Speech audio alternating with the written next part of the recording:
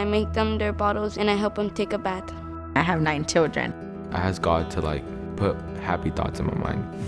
I ran away. I became rebellious. I lost my car, I lost my apartment, I lost everything. The electrical exploded and my house catches on fire. When I was dead and I heard him say, "Is this what you want? What is my life? I'm tired of my life. I'm tired of living like this. I'm tired of going through this. I don't want to do this. What is my purpose?"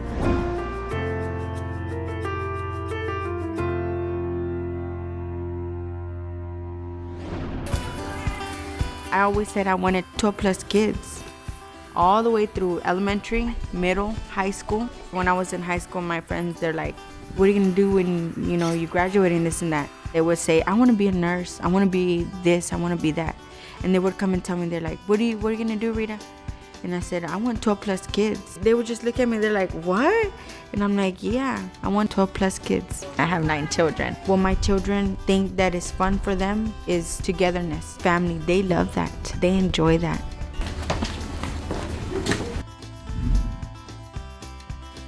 I'm Maria Helena and I'm 10 years old. I like to skate. My name is Joshua. I'm 15 years old. Social media. I go to the grocery store and I take all my children. They all go with me everywhere, from the oldest to the youngest, all together. We're always together. I like to show my kids, help one another, love one another. We acknowledge God at all times. At all times. Just like the Word of God says.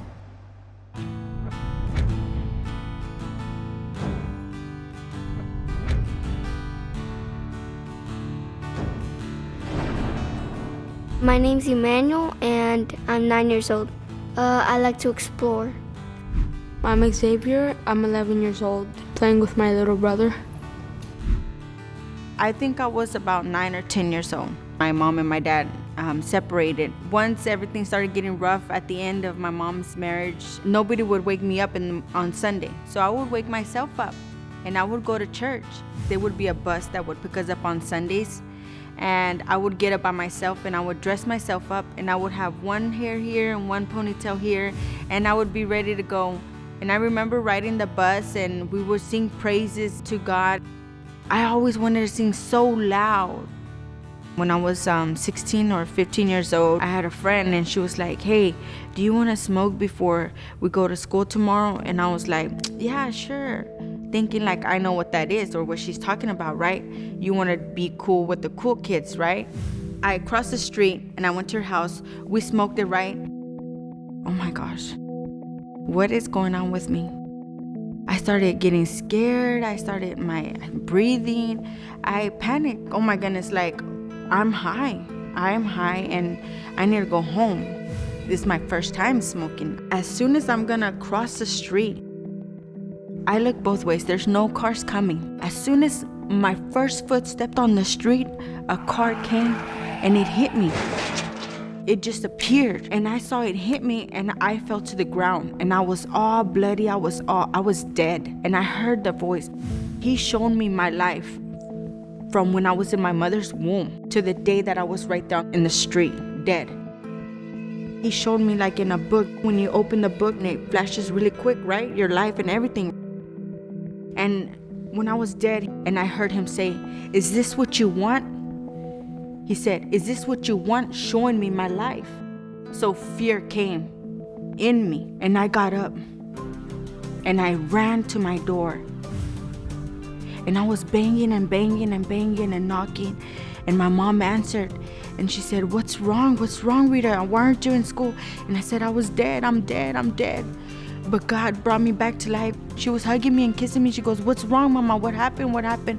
And I told her everything. And she goes, "No, you're fine now. You're fine. You're okay." It hit me and it went away. It vanished. Yeah, just like when it showed up, it just went.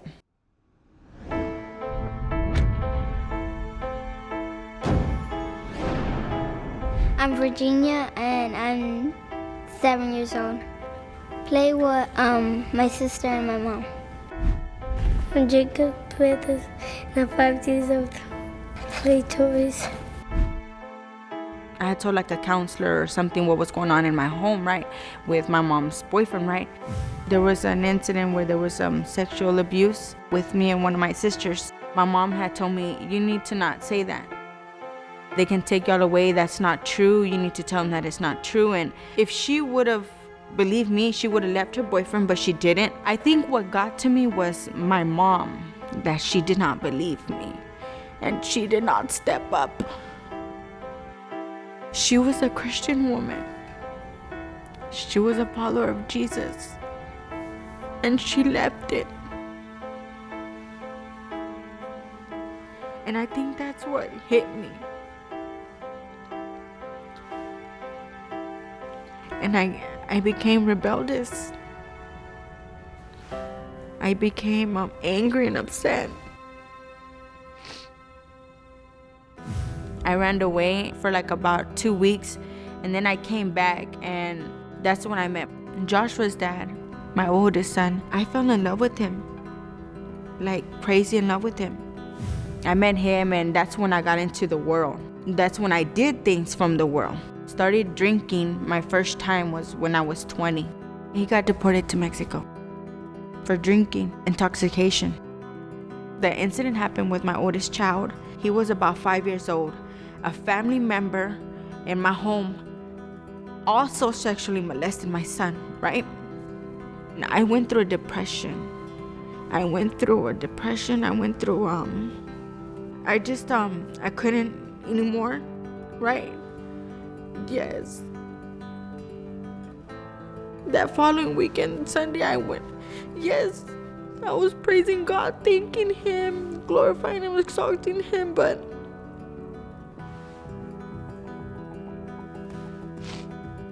so I lost everything. I lost my car, I lost my apartment, I lost everything. I didn't really care. I couldn't do anything. I couldn't get out of my bed. I was from shelter to shelter for like 2 years. The shelter that I was in, they gave me a lot of resources. I was able just to get back on my feet. I got my life back.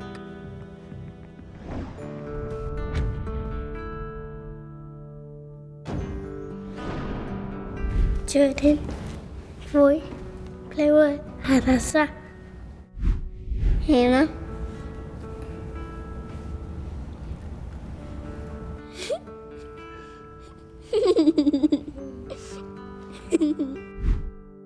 I got into an apartment. That's how I ended up knowing my kid's father. That is my kid's father, the 8 children.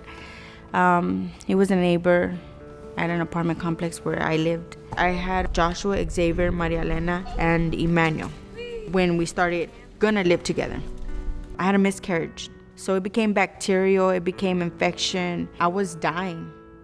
He noticed that the house started being dirty and messy and stuff like that. I was not able to get up from my bed, and I was just in and out of conscious. When I came back from the hospital after surgery, he was moved in. We got married. I got into my home. We had an oven, and it was a recall. You bake a cake, it's $3.50. We had to put it at $1.50.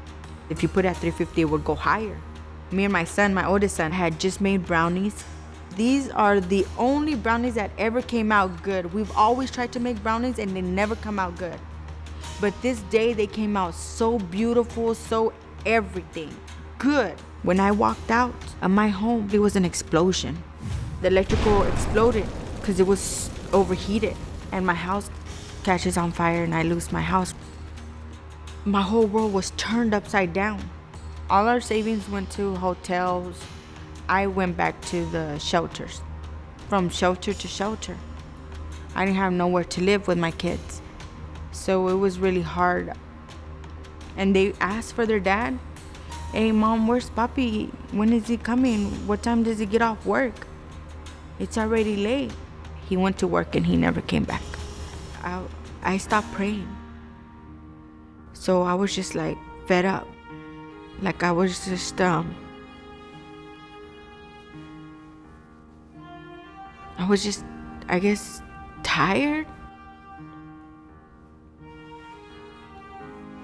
Because my mom always said, keep the house clean, bathe the children, always have something cooked for your husband when he gets off work. And I did all those things.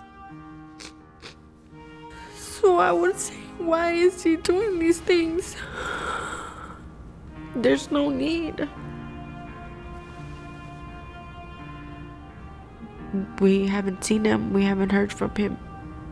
I have learned that now, these years, from 2020 till now, that I can forgive him.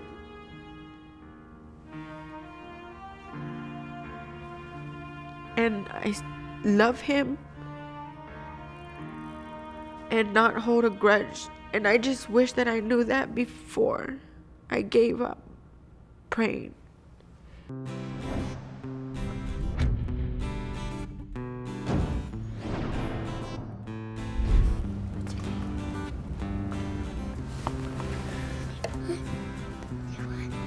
Say one.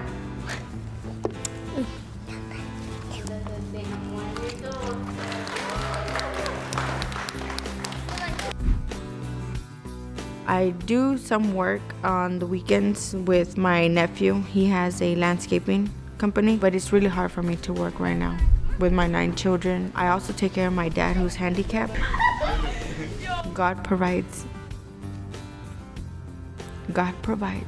If this nonprofit organization did not bless me with shoes, underwear, socks, food, they did it because they were a vessel of God.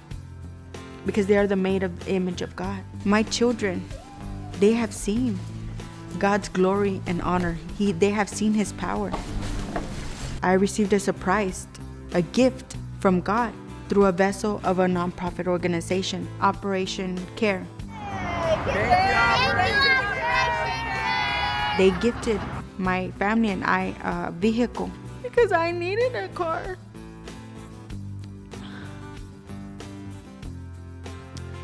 And He said, I'm gonna give you one. And He did. I'm right now living with my sister. In this room, all my 9 children. But you're just in a little room. Actually, we love that. We love that. My kids, they're not complaining. The youngest, I changed her diaper and I put her to sleep and I make her bottle. The 3 little ones, I put on their clothes and I make them their bottles and I put them to sleep too. And I help them take a bath. It's very important to have a relationship with your children. I'm telling you, everything goes back to God. He's changed our life in so many ways. He's taught us how to love one another and treat others with kindness. He's just been there our entire lives. He's like a father to us. I ask God to put happy thoughts in my mind and just think about the good things and what's to come. I'm hoping that it changed into a better place.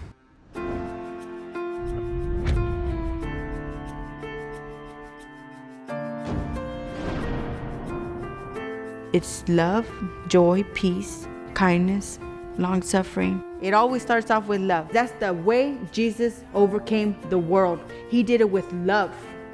Start off with love. Do love. Walk in love. We need to be like Jesus. We need to be the hands and feet of Jesus, especially to our children. They can change things. I'm just living day by day. Whether I'm in a situation that I am right now, or whether I am in a home, in a mansion with 6 rooms for all my children, or the way I was living back in 2018 before my house caught on fire, make Jesus your rock, your firm foundation. And I'm trusting God day by day because that's how He wants us to be. People tell me every day saying, what is my life? I'm tired of my life. I'm tired of living like this. I'm tired of going through this. I don't want to do this. What is my purpose? What am I born for? Why am I here on earth? Keep fighting the good fight. Get up in the name of Jesus. You are a child of God. You are a son, a daughter of God. You are brave and courageous. You belong to the Most High.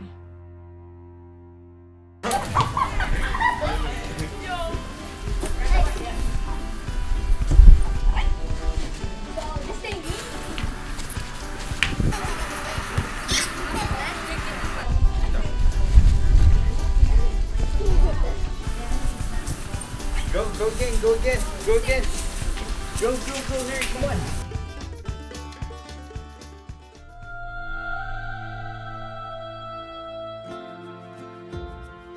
God is love, and love comes from God. In 1 John, the Bible tells us that God is not only all-loving, but that He actually is love itself.